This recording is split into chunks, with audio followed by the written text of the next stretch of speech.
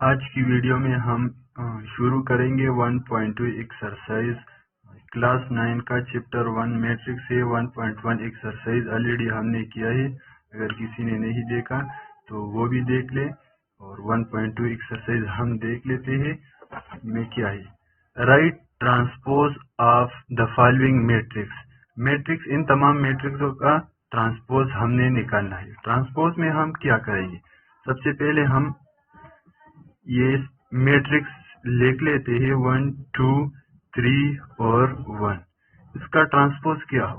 Transpose में हम ऐसा करते हैं कि जो रो होगा वो उसको हम कॉलम में और कॉलम को रो में तब्दील करते हैं। मिसाल के तौर पर ये फर्स्ट रो है तो ये फर्स्ट कॉलम बन जाएगा, और ये सेकंड रो है तो ये सेकंड कॉलम बन जाएगा। तो ये इसका हुआ ट्रांसपोज।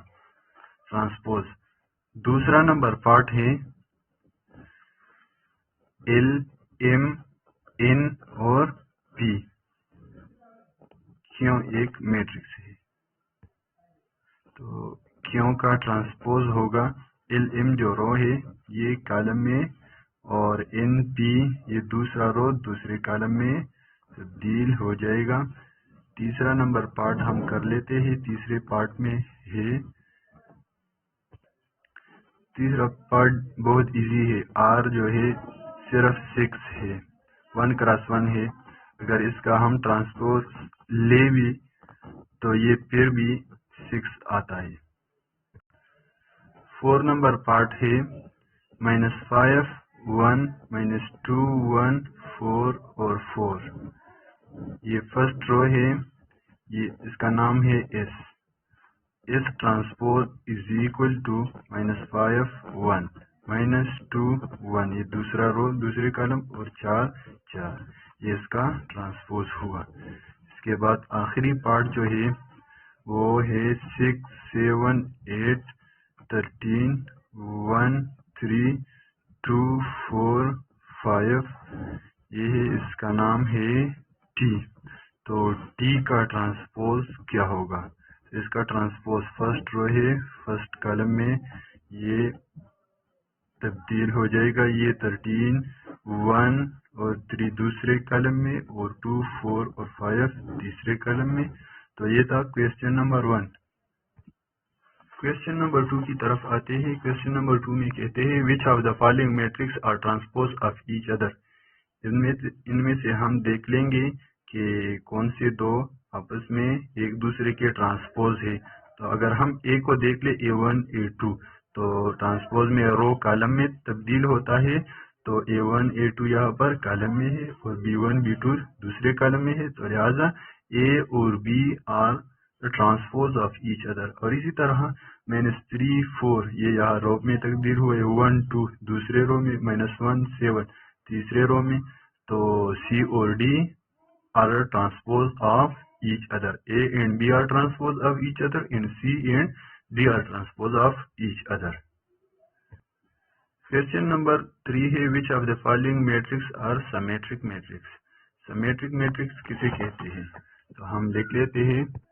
सिमेट्रिक मैट्रिक्स वो मैट्रिक्स होता है जिसमें हम मिसाल के तौर पर एक मैट्रिक्स है, हम इसका ट्रांसपोज ले और फिर ये दोबारा आ जाए, वो जो ओरिजिनल मैट्रिक्स होगा वो दोबारा आ जाए, तो इसको हम सिमेट्रिक मैट्रिक्स कहते हैं। यहाँ पर क्वेश्चन हमें दिए हुए है 5 -7 -1 5। क्वेश्चन नंबर पार्ट नंबर 1 इसमें है 5 -7 -1 और 5। तो इसका हम नाम है A transpose is equal to 5 -7 -1 5। तो ये इसका ट्रांसपोज हुआ। तो अगर हम देख ले तो A transpose not equal to A, ये ओरिजिनल मैट्रिक्स के बराबर नहीं है, तो हम लिख लेंगे कि A are not symmetric matrix. A जो है वो सिमेट्रिक मैट्रिक्स नहीं है। दूसरा नंबर पार्ट है बी मैट्रिक्स है -1 2 2 एंड 3। इसका अगर हम ट्रांसपोज ले लें तो -1 और 2 और 3 इसका ट्रांसपोज ये हुआ। तो अगर हम देख ले तो ये भी ओरिजिनल मैट्रिक्स की तरह है, यानी B transpose is equal to B. तो इसलिए हम इसको कह सकते हैं कि B are symmetric matrix. B जो है वो सिमेट्रिक मैट्रिक्स है, बी आर सिमेट्रिक मैट्रिक्स। तीसरा नंबर पार्ट है सी। यहाँ पर है 3, 4 और 5 और 6 है। तो सी का ट्रांसपोज हो जाएगा 3, 4 रो में है तो कॉलम में, और ये दूसरे कॉलम में। तो हम अगर देख ले तो ये ओरिजिनल मैट्रिक्स के बराबर नहीं है। C transpose in C are not equal, so C are not symmetric matrix. C जो है वो सिमेट्रिक मैट्रिक्स नहीं है। क्वेश्चन नंबर 3 का आखिरी पार्ट है, 4 नंबर पार्ट है। डी एक मैट्रिक्स दिया गया है 1, 2, 3, 4, 5 और 6। इसका ट्रांसपोज हम फाइंड करते हैं। तो 1, 2, 3 ये फर्स्ट रो है फर्स्ट कॉलम में, और 4, 5 और सेकंड दूसरे कॉलम में। तो ये डी ट्रांसपोज है। तो हम देख सकते हैं कि D transpose not equal to, ये इक्वल नहीं है। इस तरह ये सी भी इक्वल नहीं है, और D transpose is not equal to D.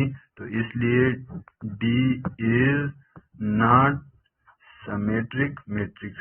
D भी सिमेट्रिक मैट्रिक्स नहीं है।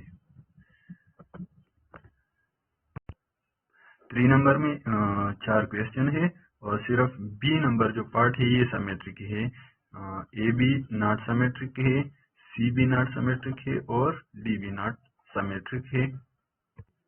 क्वेश्चन नंबर 4 और आखिरी क्वेश्चन है, which of the following matrix are skew symmetric matrix. Skew symmetric matrix किसे कहते हैं? तो हम लिख लेते हैं कि स्क्यू सिमेट्रिक, मिसाल के तौर पर एक मैट्रिक्स हमारे पास है ए, अगर हम इसका ट्रांसपोज ले ले और फिर ये माइनस टाइम ए के बराबर आ जाए तो इसको हम स्क्यू सिमेट्रिक मैट्रिक्स कहते हैं। यानी हमें 4 पार्ट दिए हैं, तो हम इनको हल करेंगे और हम देखेंगे कि कौन सा स्क्यू सिमेट्रिक है और कौन सा नॉट स्क्यू सिमेट्रिक है। क्वेश्चन नंबर पार्ट 1 है, ए 0, 4, -4 और 0। इसका ट्रांसपोज ले लें तो A transpose is equal to 0। ये जो रो है ये कॉलम में, और ये -4, 0 दूसरे कॉलम में शिफ्ट हो जाएगा। तो इसके बाद A transpose is equal to, इससे अगर हम माइनस कॉमन ले लें, माइनस अगर इससे कॉमन ले ले तो ये 0 +4 हो जाएगा, और ये -4 और ये 0 हो जाएगा। तो ये अगर हम देख ले तो ये तो ओरिजिनल मैट्रिक्स के बराबर हो जाए। इसलिए A transpose is equal to -a, और हमने जो कंडीशन रखी थी कि A transpose -a is equal to, अगर ये आ जाए तो ये स्क्यू सिमेट्रिक होगा। तो इसलिए ये स्क्यू सिमेट्रिक मैट्रिक्स है। हम लिख लेते हैं कि ए is skew symmetric matrix. A जो है वो स्क्यू सिमेट्रिक मैट्रिक्स है।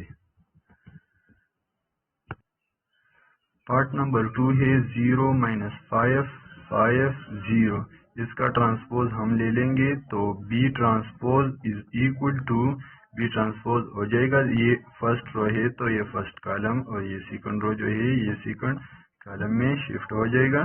तो बी ट्रांसपोज को अगर हम इससे माइनस कॉमन ले लें, माइनस अगर कॉमन ले लें तो ये -5 और ये भी +5, ये 0, तो ये तो ओरिजिनल मैट्रिक्स के बराबर आ गया एक ही तरह।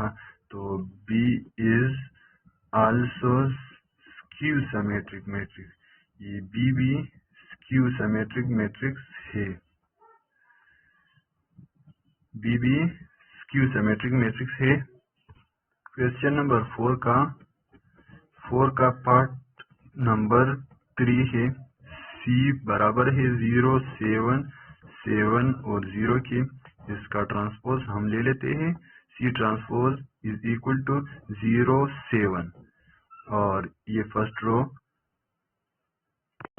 ये जो फर्स्ट कॉलम था 0 7 ये फर्स्ट रो में तब्दील हुआ और ये जो दूसरा कॉलम है ये दूसरे रो में तब्दील हुआ। अब अगर हम इससे माइनस कॉमन ले ले तो माइनस कॉमन लेने से ये -7 और 0, तो ये तो ओरिजिनल मैट्रिक्स के बराबर नहीं हुआ।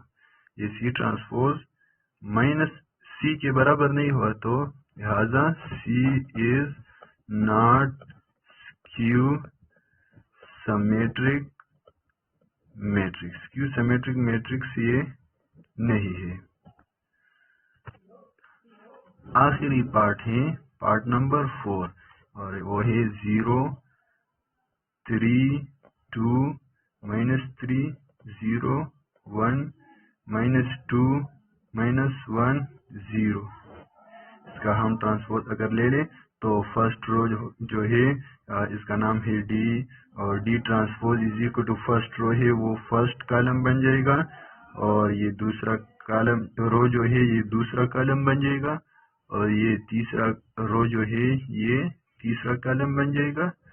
तो इससे अगर हम कॉमन ले ले माइनस कॉमन ले ले तो इन सब के साइन चेंज हो जाएगी। 0 +3 +2 -3 0 +1 -2 -1 और 0 आ जाएगा।